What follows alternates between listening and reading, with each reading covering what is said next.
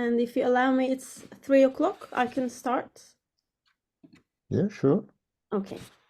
I would like to welcome everyone to this webinar on behalf of Galatasaray University, Faculty of Law, Department of Maritime Law. Thank you for joining us. The topic of this webinar is Maritime Sanctions Compliance, Recent Developments in Marine Insurance. We are very happy that Professor Samim Ünan is with us today to make an opening speech and moderate the Q&A session. We would like to thank him very much for his kind support. I'm sure everyone joining this webinar already knows him well. However, I'd like to shortly introduce him anyway. He started his academic career at Istanbul University, where he became a professor in 2000. He also worked at Galatasaray University until his retirement in 2002. He acted as president of both the Turkish Maritime and Insurance Law Associations. Also, he was IDA World Secretary General between 2016 and 18, and member of IDA World Presidential Council between 2011 and 18. As an author of various books and articles in insurance and maritime law, he is currently a full-time professor and head of departments of private and maritime law at Piri Reis University. He is also acting as the chairman of the legal committee of the Turkish Insurance Union and is a consultant to Turkish insurance companies. Before giving the floor to Professor Ünan, I would like to remind a couple of points for housekeeping. There is a Q&A function on the Zoom platform. If anyone has any questions, please do type them into the Q&A window and we will try to get through as many as we can, either through Richard's talk or at the end. And this webinar will be recorded for education purposes. Now I hand over to Professor Ünan. Welcome. Thank you very much, Melisa. I'm honored to be present in this panel, in this webinar. I will make a short introductory speech, and I have also prepared a presentation. I will now try to share on the screen my presentation. I think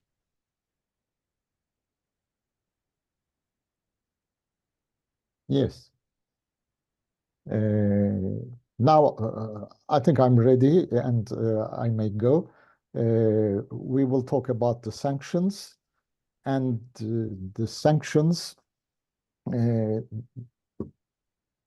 in a general context must be decided by the United Nations. The UN Charter provides specific articles about that, and there are also some principles mentioned in the preamble. The Security Council of the UN, United Nations, may decide measures not involving the use of armed force to give effect to its decisions. This is the main basis of the sanctions that may be decided by the UN and applied by the member states of the United Nations. So we have different articles, so I will go very rapidly through those articles. And finally, members of the United Nations agree to accept and carry out the decisions of the Security Council as it is clearly stated in the Article 25. So if the Security Council decides sanctions to be applied against a state or otherwise, so the members of the United Nations are helped to abide by this decision. But we know that USA, European Union, and the UK have also implemented domestic sanctions and restrictive measures and those domestic rules provide criminal and civil penalties. It's maybe debatable to speak of the domestic or international measures with regards to the European Union, because it's a group of different countries. So there is also an element of internationality within. We know that USA has provided sanctions that are applied in extraterritorial contexts, which caused debates and criticism in many countries. But today the situation is like this. The US applied those sanctions, and many countries and entities or physical persons are the target of those sanctions. In order to achieve specific foreign policy and national security objectives, this is the basic dot which creates this application of sanctions. When it comes to US sanctions, they target, among other countries, especially Iran, Russia, China, Venezuela, and even Uganda. I think this information is correct. It is done because Uganda has enacted a anti-LBTG plus legislation, and this was targeted by the US sanctions. But US sanctions target also some Western entities. For example, French banks were sanctioned for paying important sums of money to the United States as penalties imposed on them. What is the result of the sanctions violation? Have those sanctions rules force of law? Probably in the countries where they are decided, yes, but in other countries, the question is open and seems very debatable. Normally, those are sanctions must be decided in contracts, especially in insurance contracts. We have different sanctions clauses inserted in the contracts, and this is the basis of the attitude of the contractual parties towards the sanctions question.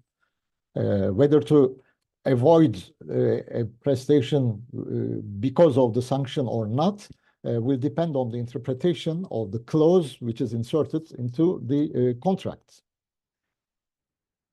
For maritime sanctions, there are in the past sanctions imposed by the UN, imposed also by individual countries.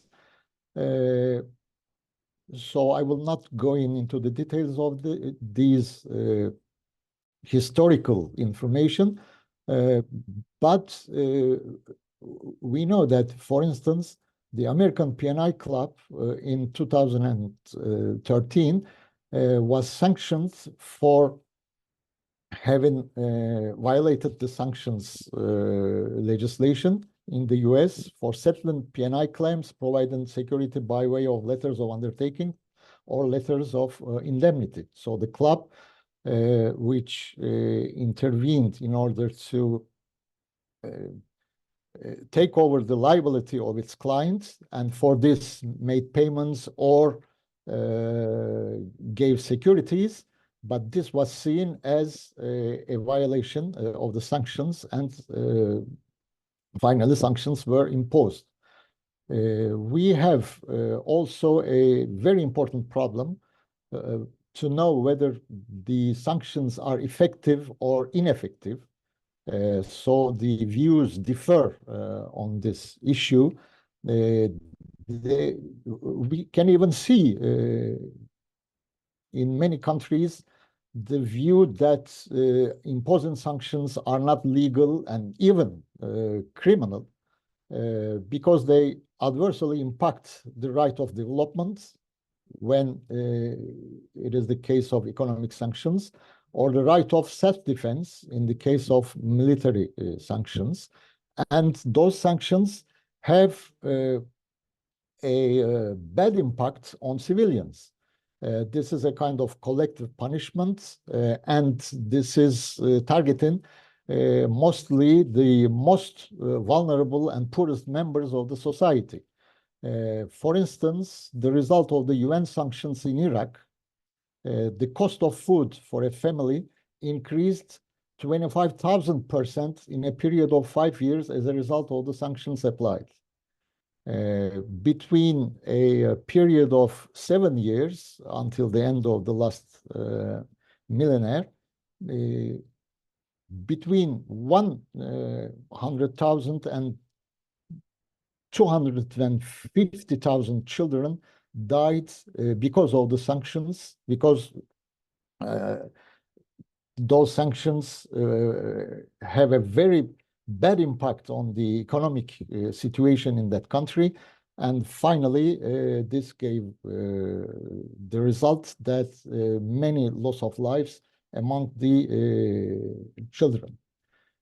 A few words about Russia. In 2023, the Russian economy has grown better than both the United States and Europe. The rate of annual development was about 3.6%, and it's achieved despite the sanctions. Mostly, this is stimulated by the spending on the military. And the Russian president expressed the view that his country's economy is successful.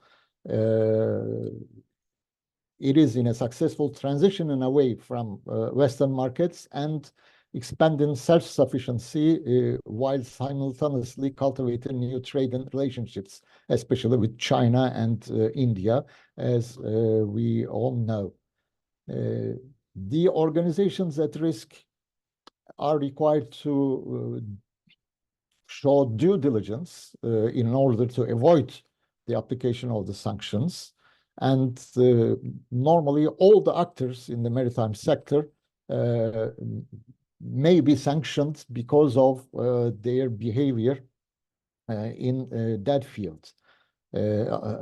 I know that Richard will also talk about this issue, so I will not go into the details.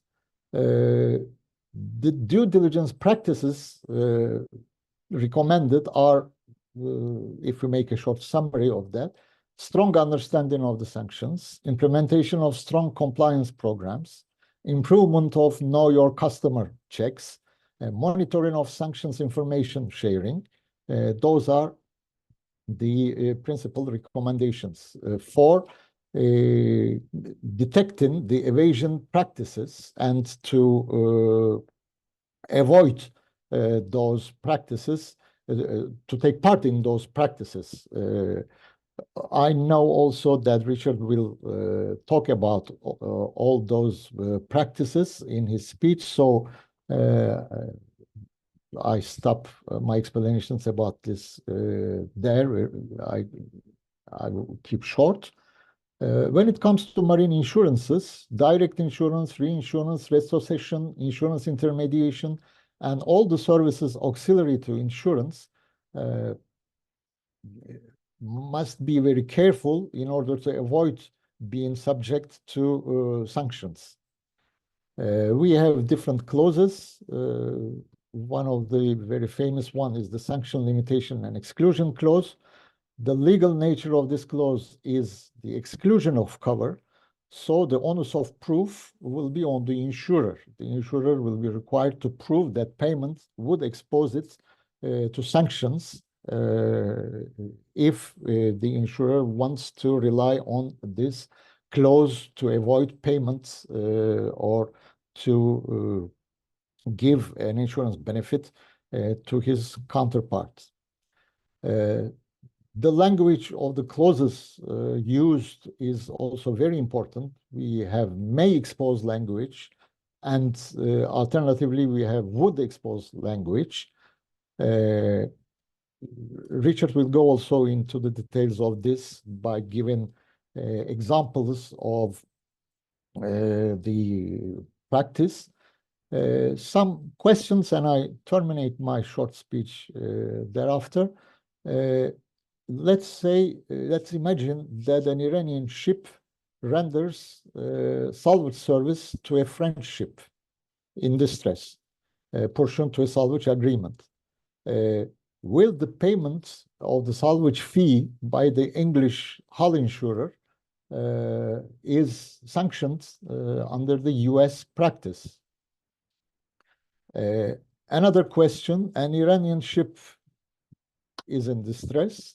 If a French ship this time renders salvage service to the Iranian ship in distress, will constitute a violation of the sanctions.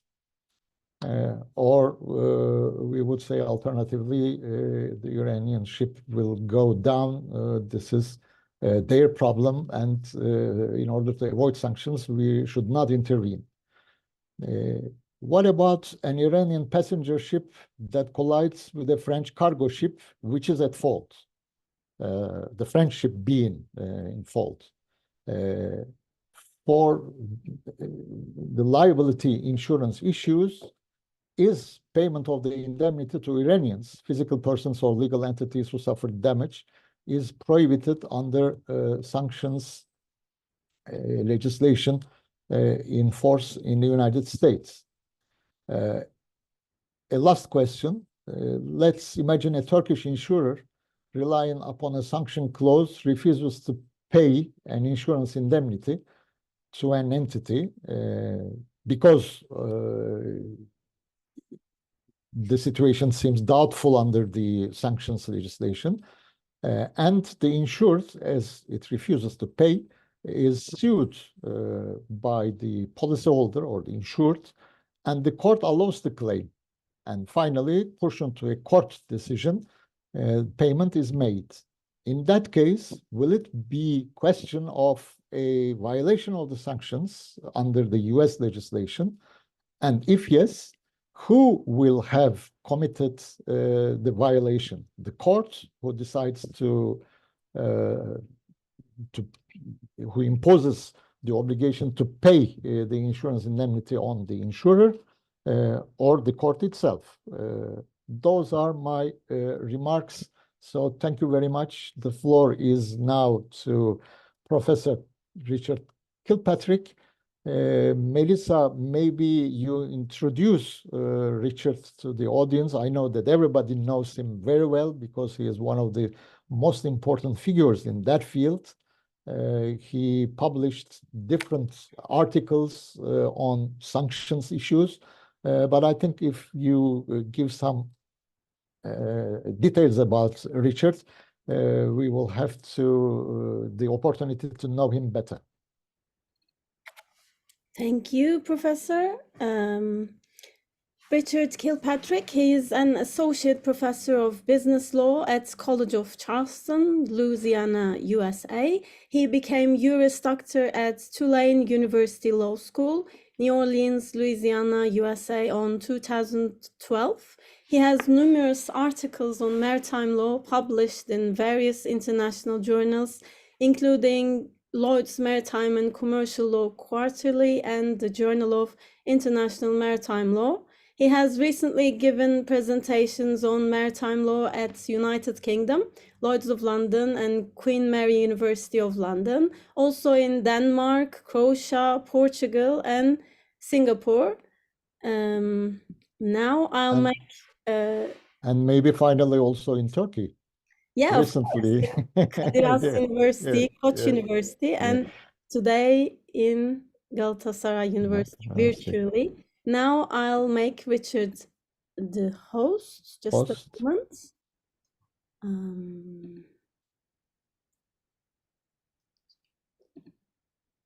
Great. Thank you so much, Melisa. I think I'm a host now, and thank you, Professor, for that introduction to the topic. I'm very happy to be here to share some thoughts on the topic of sanctions and marine insurance with you. So hopefully you can now see my slides.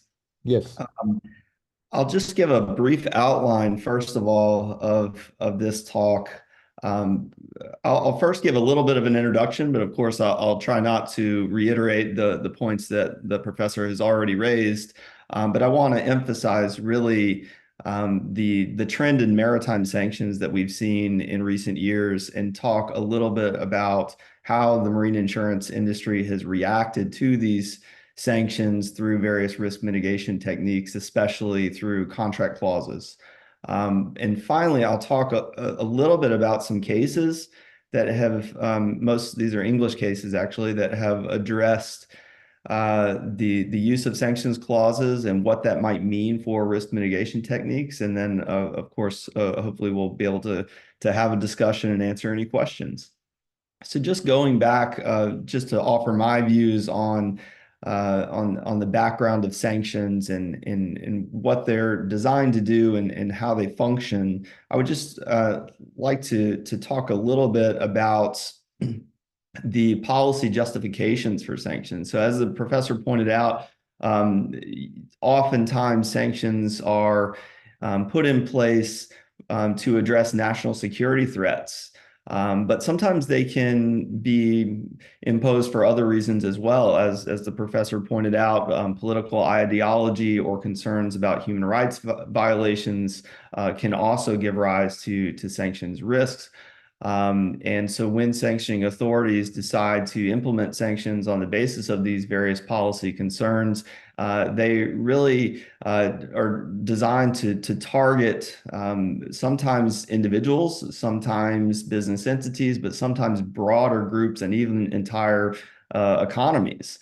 And so for that reason, sanctions have sometimes been described as an alternative to warfare or war by other means. But in my view, I think sanctions are a bit broader than that. They're not always linked to national security, but they often are. Sanctions, in general today, are implemented at the national level. So we can see that in particular from the U.S. side. The U.S. is one of the most active nations in terms of implementing sanctions. There are really a variety of ways in which sanctions might be imposed from the U.S. This can be created through congressional legislation, so federal legislation, but also through executive orders that are issued by the sitting U.S. president. And so in either case, sanctions can be designed in that way, but whether they are created by legislation or executive order, sanctions under U.S. law are implemented through the Department of Treasury in a small office called the Office of Foreign Assets Control, or OFAC. So OFAC is the one that goes out into the world and investigates potential sanctions violations and then potentially enforces the sanctions. There are other nations that have similar structures. So, for example, in the UK, there is an office in the HM Treasury called the Office of Foreign Sanctions Implementation that operates relatively similarly to OFAC. And in fact, there's quite a bit of coordination today between OFAC and OFSI. But we have also seen sanctions implemented by other nations, including those that are often viewed as partners with the US and the UK, including Canada, Australia, and more recently, Japan in particular. But sanctions can also be implemented at the supranational level. As the professor has pointed out, the EU has been quite active in sanctions in recent years. Of course, the sanctions would then need to be implemented by the member states. We have seen the UN Security Council impose sanctions and require sanctions to be imposed by the member states on some occasions in its history. So, for example, there were sanctions imposed at the UN level against Iran during the mid-2000s. And there are currently still UN sanctions that are imposed on North Korea. But the reality is that the UN Security Council, because of its makeup in terms of the permanent 5 members of the UN Security Council, consensus is unlikely to be found to establish any new sanctions anytime soon. The permanent 5 members of the Security Council, China, France, the UK, the US, and Russia. There are some diplomatic complexity between those nations at the moment, and so it's very unlikely that we would see any new UN Security Council sanctions anytime soon. But it is possible, as the professor pointed out, based on the language of the UN Charter. So I just want to talk a little bit about some of the sanctions tools that we see imposed in practice. Sometimes sanctions can be quite narrow. So for example, if an individual is sanctioned, they might have their travel restricted. They can also have their bank accounts frozen, or be subject to criminal prosecution or some kind of monetary fines. But when targeting business entities, these sanctions can be even broader. So for example, when a business is blacklisted, then this could really have a major economic impact on that business entity. Sometimes sanctions are even broader than that. Rather than focusing on an individual or a business, they can focus on geographic areas. And so, for example, when there are restrictions on certain commodities, whether they are restrictions on export or restrictions on import, they can be imposed on entire nations. Sometimes these are full bans on particular commodities, and sometimes they are more nuanced restrictions, such as we see at present with the Russian oil price cap, which I'll talk about in more detail in a few minutes. But sometimes the sanctions will also focus not just on commodities, but on services. So this can include financial services such as banking, but also in insurance. And so we have seen, particularly in the last 10 to 15 years, quite a bit of movement in this area where sanctioning authorities have recognized the impact of utilizing restrictions on insurance and financial services and what that can mean for effectuating the sanctions and creating that coercive effect in changing behavior that the sanctioning authorities seek to impose.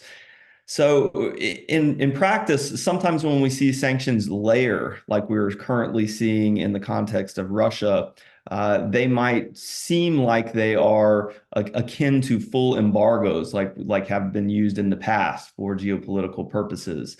But the reality is that sanctions are more nuanced and more targeted than embargoes. They often include licenses, they include carve-outs, they include the opportunity to seek exceptions. And so it's a relatively complex and rapidly moving area of the law. And so this makes compliance, of course, quite challenging. I just want to talk a little bit more about U.S. sanctions. We kind of delineate between 2 different categories of sanctions under U.S. law. We have what are called primary sanctions and secondary sanctions. The primary sanctions are the ones that target specific individuals or entities by listing those entities and potentially hitting those entities with some kind of fine or penalty. So if a person is placed on the SDN list, so the specially designated national list, then that person would be considered blocked. They might also be subject to other fines or even, like I said, criminal prosecution.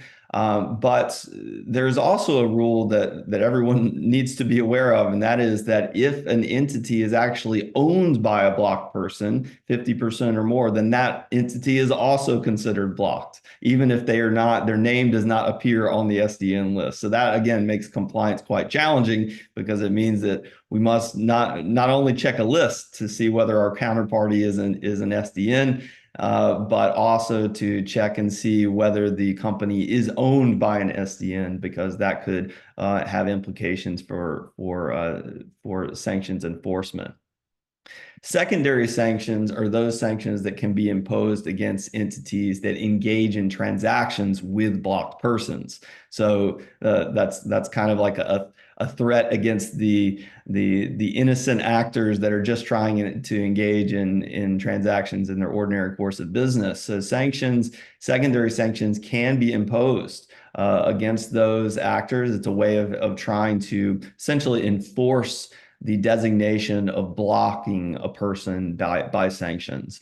And so sanctions can be imposed, secondary sanctions can be imposed when a person engages in a transaction with a blocked person, or if a person engages in a transaction with an entity that is owned 50% or greater interest by a person that is on the SDN list. So compliance then means that there's an obligation to go and know our customer, to know our counterparties, so that we are not exposed to sanctions risk ourselves, because secondary sanctions are really there as a threat to try to coerce the really commercial actors to try to maintain compliance with the rules.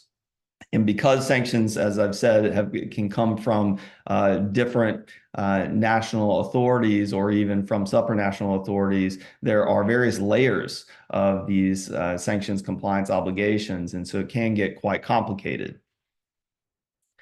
Just to highlight U.S. sanctions at the moment, if you go to the OFAC website, you can see that there are quite a few sanctions regimes that are currently in place. As I've said, some of these arise from federal legislation. Some of them are effectuated by executive orders, but all of them are implemented by the United States Department of Treasury, Office of Foreign Assets Control. We can see that some of these are much more narrow than others. The broad ones, the ones that really carry major threats to secondary sanctions, are the ones that focus on North Korea, Iran, Russia, and to some extent Venezuela and Syria, although those are, I would say, more influx than the first three.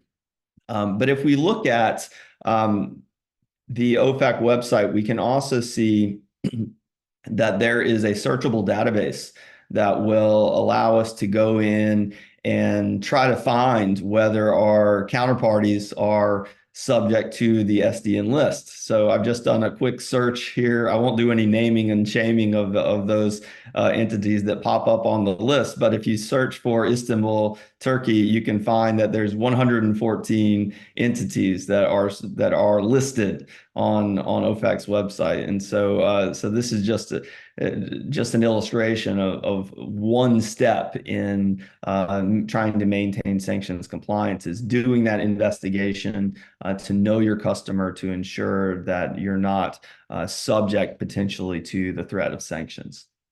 So what I'd like to do now is turn to the maritime components of sanctions. We have seen regulators from the US side and from the UK, from the EU, have really started to focus on the maritime industry in recent years as a pressure point for sanctioning countries and individuals and businesses. There has been really a trend in designing sanctions with an emphasis on maritime trade in recent years. And so the fallout from this, the compliance implications for this, can generate some obligations that flow to financial institutions such as banks, but also for insurers. So those maritime service restrictions can really influence those two different types of entities. But we also see compliance obligations flowing to ship owners and charters, and then the various intermediaries that facilitate these types of trades, including brokers, including freight forwarders, logistics providers, even bunker suppliers and pilots. But there's also obligations that flow to what we would consider quasi-sovereign entities, such as flag registries and port operators and classification societies. And so maritime sanctions can really impact a variety of actors in the maritime space. But what we want to do today is focus specifically on the marine insurers. I want to first start with a document that was issued by OFAC in 2020. So this has become sort of an infamous document for compliance purposes.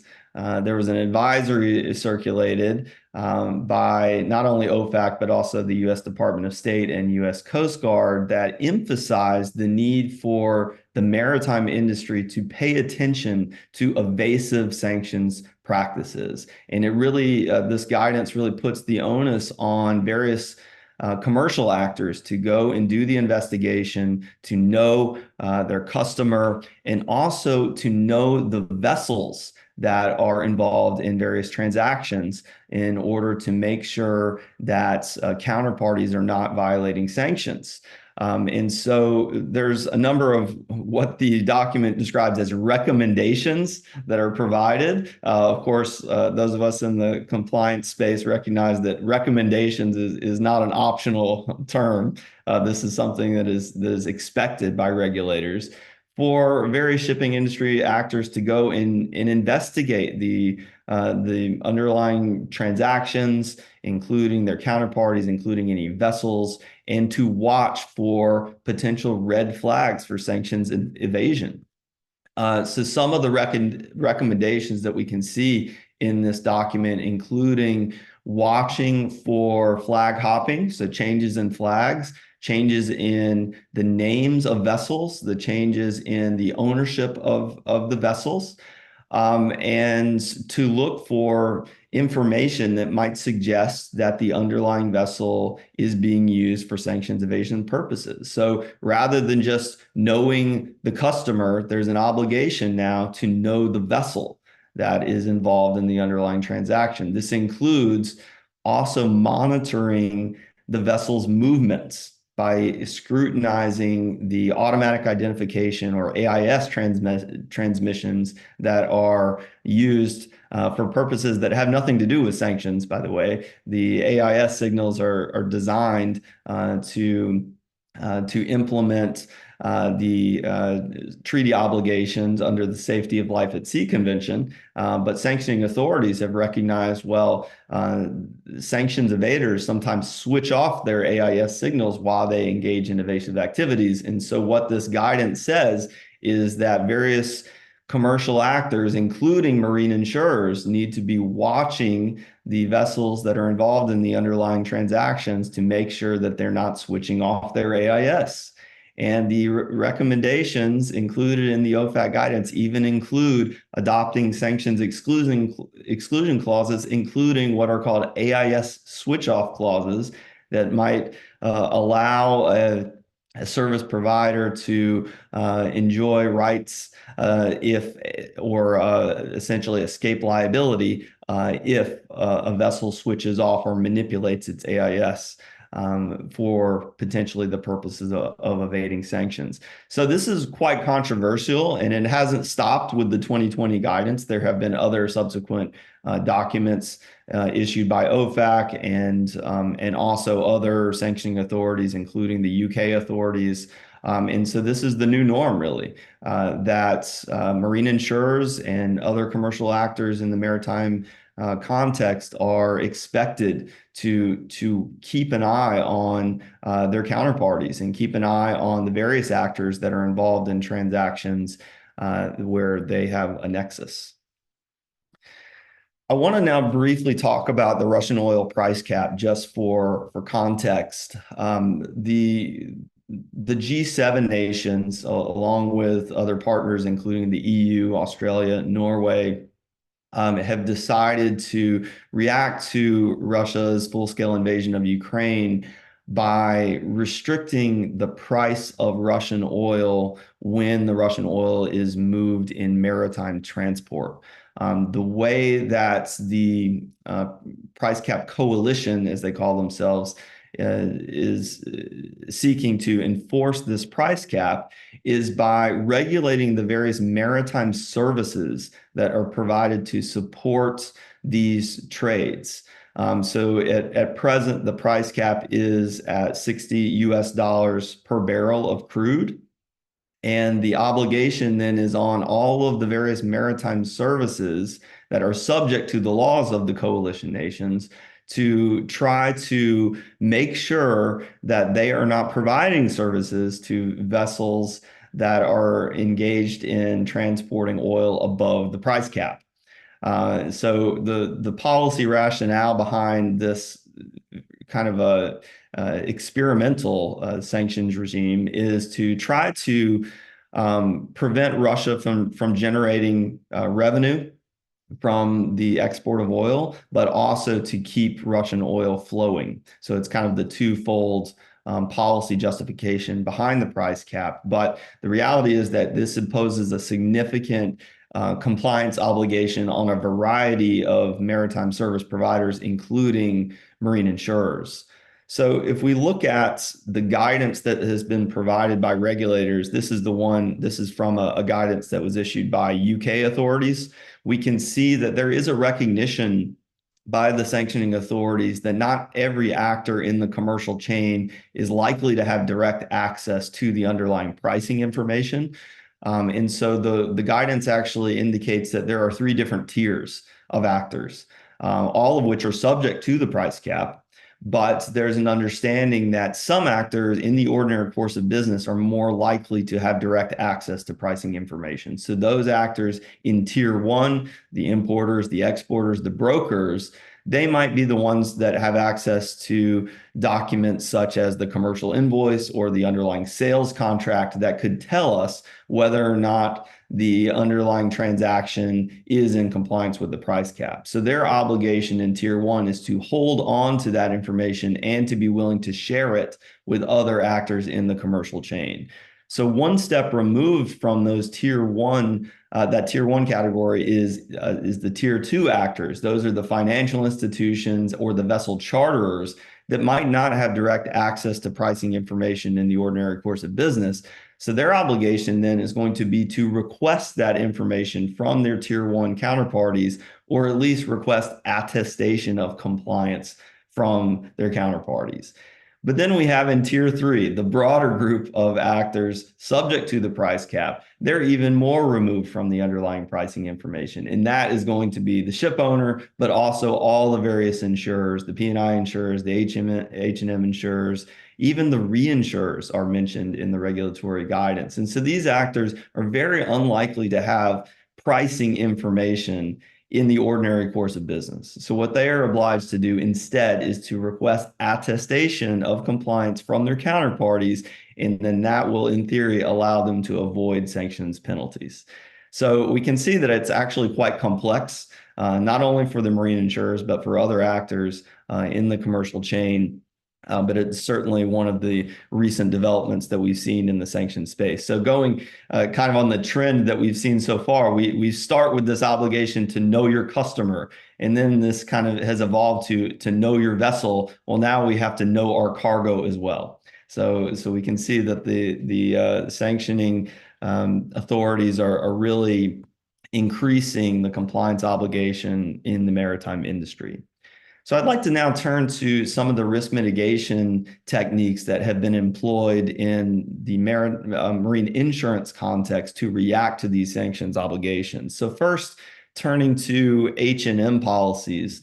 As the professor has pointed out, the LMA 3100 clause is one of the clauses that has been incorporated into H&M policies and also cargo policies to react to sanctions risks.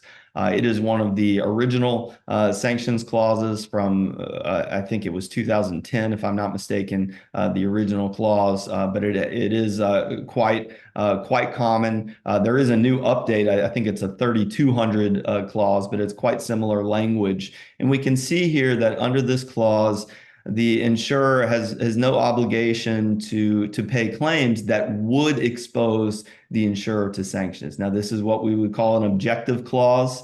that does put the onus on the insurer to demonstrate that there would objectively be exposure in order for them to invoke the clause. In contrast, we can see some other alternatives that have been developed on the market, including the Nordic clause that we can see down below here, where there is quite similar language, except there is a reference to exposure using the word may instead of the word would.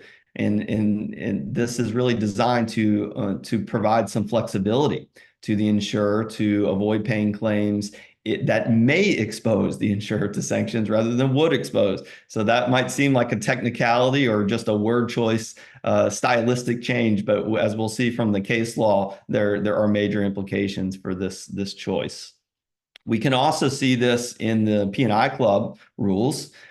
So, for example, the Swedish club has utilized the sanctions clause in its P&I Club rules that operates similarly to the LMA 3100 clause, referencing there's no liability to pay claims that would expose the club to sanctions. Where in contrast, the London P&I Club uses a more flexible clause, referencing the opportunity to avoid paying claims that may expose the club to sanctions. It also indicates that the club has the sole discretion to determine whether the payment of a claim might impact the club. And so these are really choices and strategy of compliance in risk mitigation that demonstrates really the various approaches that we have seen in P&I and also H&M insurance. In reaction to the Russian oil price cap, we have seen a lot of innovation, really, including in the marine insurance space. So even before the price cap went into effect, the international group of P&I clubs sent circulars around to their members, and attached to the circular was a model attestation clause. So the attestation clause accomplishes really what the regulators demand, and that is that there is a warranty of compliance with the price cap. But in addition to that, if we look at some of the additional clauses that are included in the model price cap attestation, we can see that there's also a sanctions exclusion clause buried in the attestation. And so what we can see there in this model clause is the reference to the ability for the club to avoid paying claims that may expose the club to violations of the price cap. So what this means is even if the P&I club is utilizing a more objective language choice in its P&I club rules, they might also be able to invoke this more flexible clause if we're dealing with a question of price cap compliance. And so we can maybe see this as a view or a trend in trying to generate some flexibility for marine insurers in avoiding sanctions exposure. There's also a new clause that has circulated at the LMA addressing the price cap. This can be embedded in H&M policies or cargo policies, but it acts essentially as a warranty and indicates if there's a breach of the warranty of compliance, then the policy will immediately terminate. And so these are some of the various tools that have been developed recently to react to sanctions risk. But what I'd like to do now is just briefly talk about some cases that have addressed these various sanctions-based arguments to see how courts react to these various tools. The first case is a case out of the English Commercial Court called Islamic Republic of Iran v. Steamship Mutual Underwriting. In this case, Steamship Mutual had enrolled IRISL, so this is Iran's national shipping line, as a member that covered its entire fleet of 28 vessels, including for liabilities related to the compulsory oil pollution cover under the Bunkers Convention. But under a law that was put in place by the UK in 2009, insurance companies were prohibited from providing cover to designated Iranian entities, including IRISL vessels. But the Treasury Department there in the UK issued multiple rounds of temporary licenses, which are effectively waivers that allowed the P&I clubs to continue providing cover in accordance with the obligations imposed by the Bunkers Convention, at least for a limited wind down period. But the Treasury Department updated these licenses on several occasions. And on the third time they updated the licenses, the P&I club got concerned that they were not allowed to provide cover anymore. And so they actually terminated cover and sent a letter to IRISL saying, we have terminated cover. It's unlawful for us to provide cover. And so you are no longer covered. Well, really incredibly, the very next day after terminating cover, the vessel ran aground off the coast of China and broke apart and started leaking bunker oil all over the coast. There are a variety of third parties injured by this incident, and they brought claims against IRISL. IRISL paid those claims, and then IRISL sought indemnity from its insurer, but the insurer said, well, we've already canceled cover. We're not going to pay. And so they end up in the English Commercial Court, and the question before the court was whether IRISL was entitled to indemnity or whether Steamship Mutual had properly terminated cover on the basis of illegality.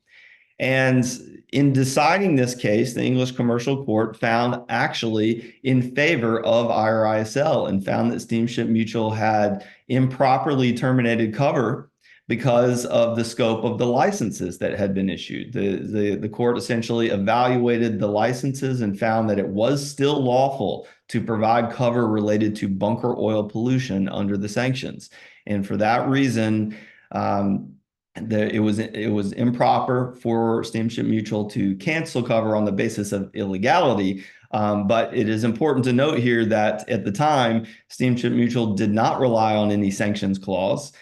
Presumably, it did not have one in the P&I Club rules at the time. Of course, that has changed since this case was originally brought. But it does tell us a little bit about how courts think about this argument of illegality. A second case addresses a similar scenario, but through the lens of a sanctions clause. So here there was a policy of hull and machinery insurance that covered the entire fleet of Iran's oil tankers. So the original policy period was from May 2010 to May 2011, but the policy contained a review clause that would automatically renew the policy for an additional year if there weren't too many claims made against the policy. But the policy also contained an Iran sanctions clause that allowed the insurer to cancel participation in the policy in circumstances where the assured has exposed or may, in the opinion of the insurer, expose the insurer to the risk of being or becoming subject to any sanction by the UN, by the EU, UK, or USA.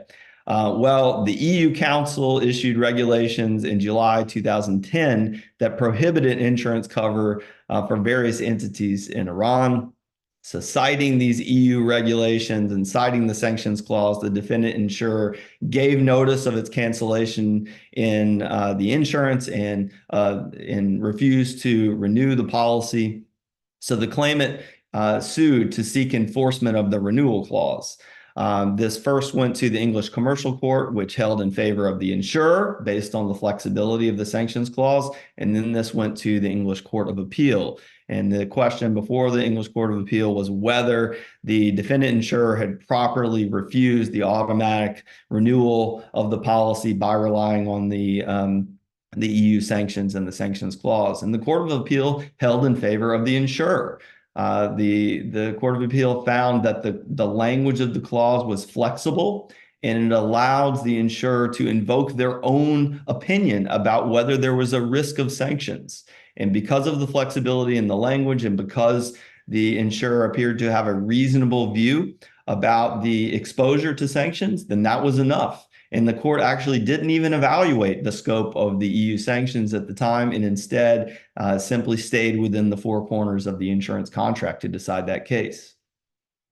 Finally, a more recent case, the Memukashe mining case, we have a question of cargo cover. So here there was a shipment of $4 million worth of steel that had been transported from Russia to Iran. But before delivery to the consignee, the steel was stolen out of a portside warehouse in Iran. The steel was insured under a marine cargo insurance policy, which indisputably covered the risk of theft.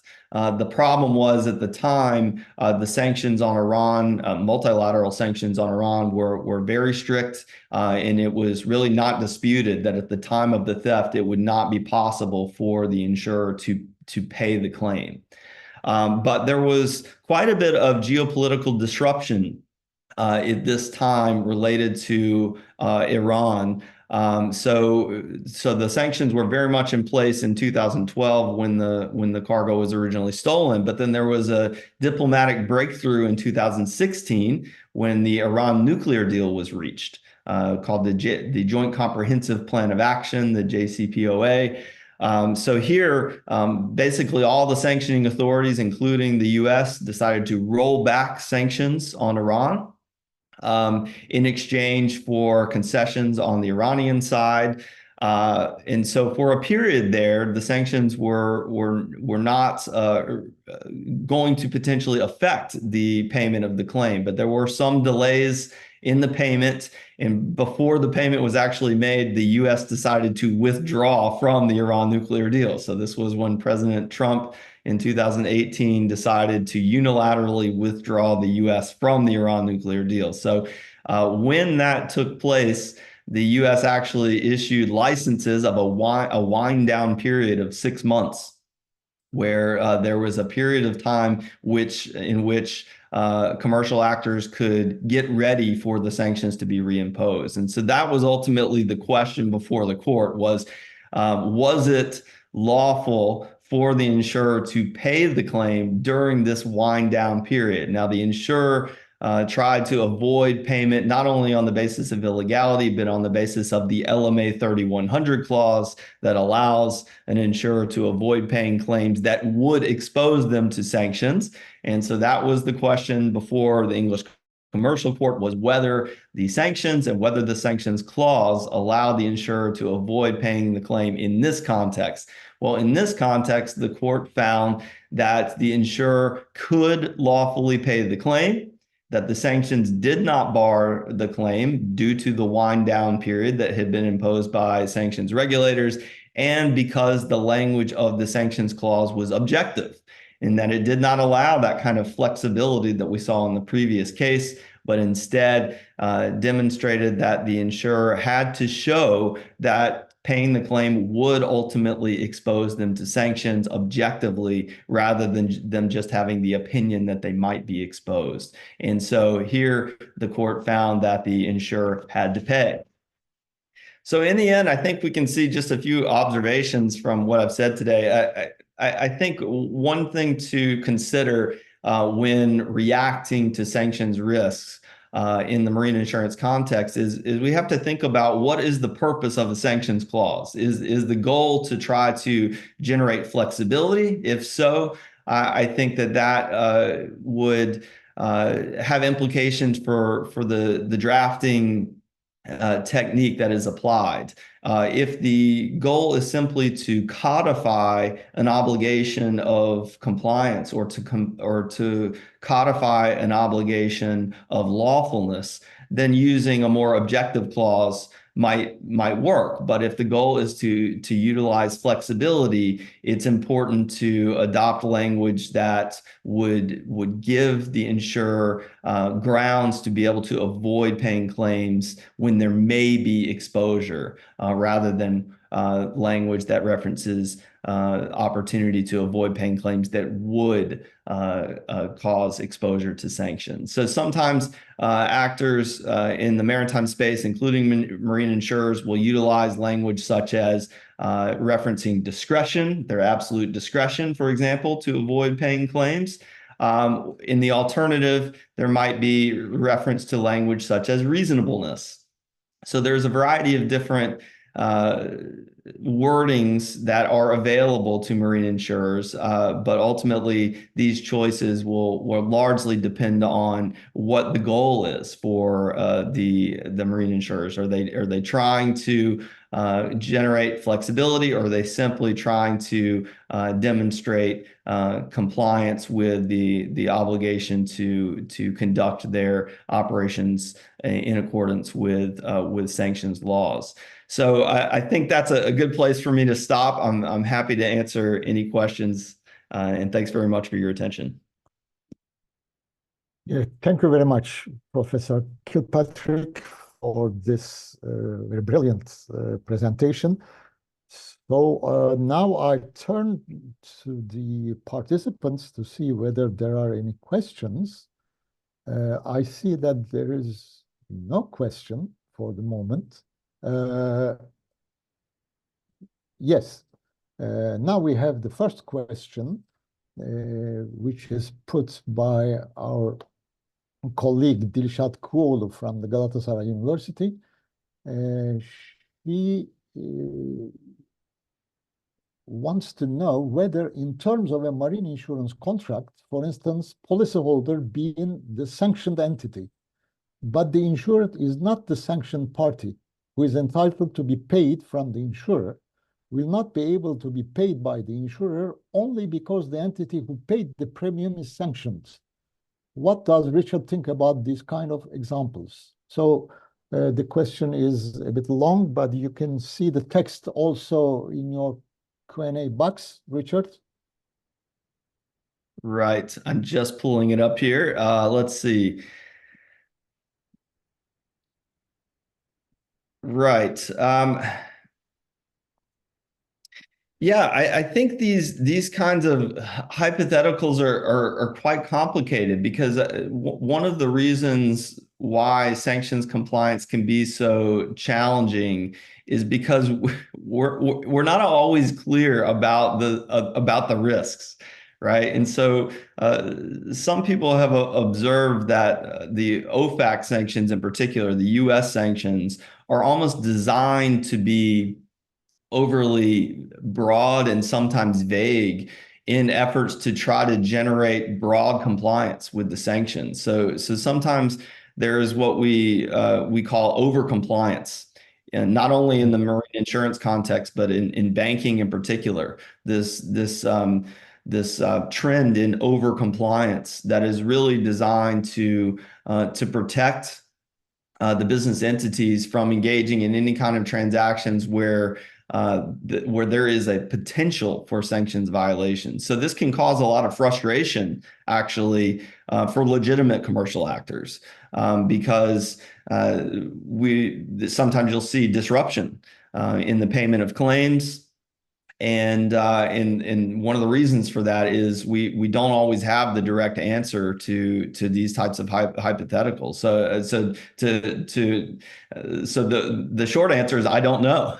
I don't know whether that would be a violation or not. Richard, I think the question is about the following scenario.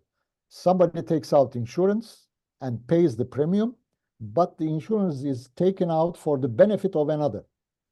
The party to the insurance contract who is obliged to pay the premium is sanctioned, is in the list of sanctioned persons, but the third person who will benefit from the insurance is not in the list.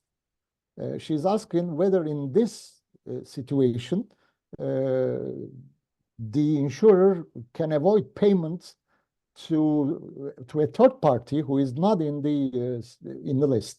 I think it must be possible in that case to pay the insurance money to the third party, because the person who is sanctioned has paid the premium and that's it. He will not have any right on the insurance contract thereafter. I don't know whether, Dilshat, I have understood correctly your question, but I think you are asking this, right? Yeah, I think that's a good argument that there would be no exposure because there's no direct transaction with the person on the SDN list. The trouble is the language that's used in marine insurance policies that reference exposure is quite broad. And so if the insurer, for example, has that flexible language to avoid paying claims that may expose them, and they have the absolute discretion to determine whether or not there is exposure, then ultimately that's a call that has to be made by the marine insurer. Yeah, I think the argument that you've laid out, Professor, is compelling. But would the insurer feel protected enough to pay the claim? I don't know. I think we would have part of the challenge there is we would have to look at the specific sanctions regime that is at play, because some are much more rigid than others. Yeah, sure. But if I continue this question, let's say that the insurer pays, and in that case, in the eyes of the US authorities, this is a violation of the sanctions. And a sanction is applied with regards to this insurer. Is that insurer able to sue in the United States to obtain a relief in his favor? What would be the reaction of the US courts, for instance? That's a great. Yeah, as a country where the rule of law is at its highest level, normally all those decisions of the law, even the lawmakers, are subject to judicial review. What do you think about it? It's a great question because there is a lot of controversy about OFAC's decisions.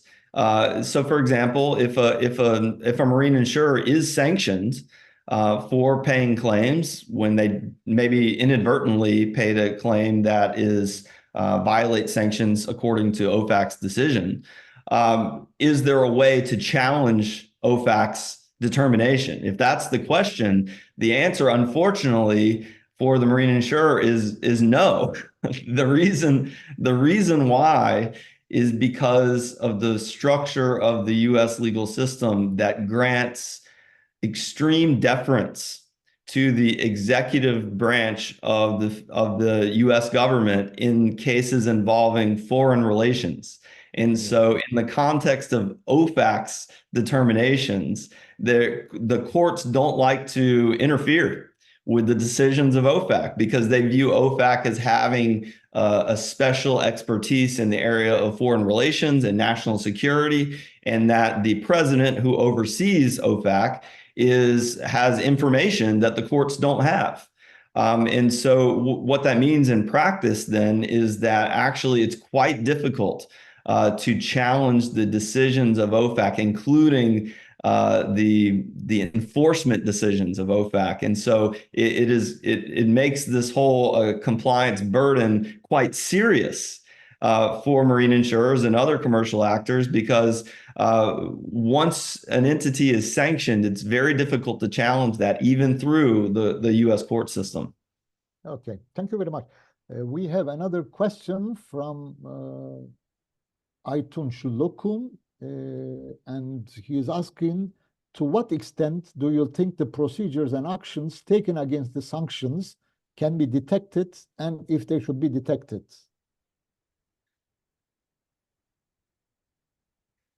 If I understand the question correctly, so if this is a question about how do we engage in an analysis of whether our counterparties are engaged in evasive activities, if that's what the question means, there's actually been quite a bit of innovation in this area by third-party vendors. So there's quite a few new companies essentially that have emerged in response to the various sanctions compliance obligations, including maritime focused compliance initiatives that have been developed, especially in reaction to vessel tracking. So vessel tracking for the purpose of sanctions compliance is really a new opportunity for compliance attuned business entities to try to generate a market, not really a global market for sanctions compliance. And so I think it is quite difficult for marine insurers on their own to do this in-house, to do this kind of sanctions compliance in-house. So a lot of times what those insurance companies will do is outsource the compliance due diligence to these third-party vendors. And so that includes, for example, the AIS tracking that we spoke about previously. And so I hope that helps answer your question. Yeah, I think all the ratio legis for the implementation of due diligence behaviors are aimed at this. They are provided in order to enable the actors at stake to take proper action to avoid sanctions. So, of course, this is a very difficult task to determine whether, in a concrete case, there is a behavior which is sanctioned or not. But due diligence should be taken in order to avoid this. I'm trying to see whether there are other questions. And I see that everything was really very clear and there is no other question, Richard.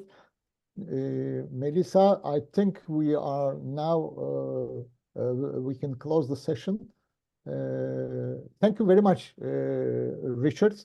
I think Melisa will say some last words in order to close the session. Thank you very much. It was really very useful, and we are honored for your participation to this event. Thank you. Thank you very much for the invitation as well. You are muted. Thank you. Thank you. We probably need to wrap it up here. So I would like to thank everybody who has attended the webinar. I hope it's been of some interest and use. And I would like to thank Richard and Professor Ünan for accepting to be with us today. Have a nice evening. Thank you. Bye-bye. Thank you. Thank you. Bye-bye.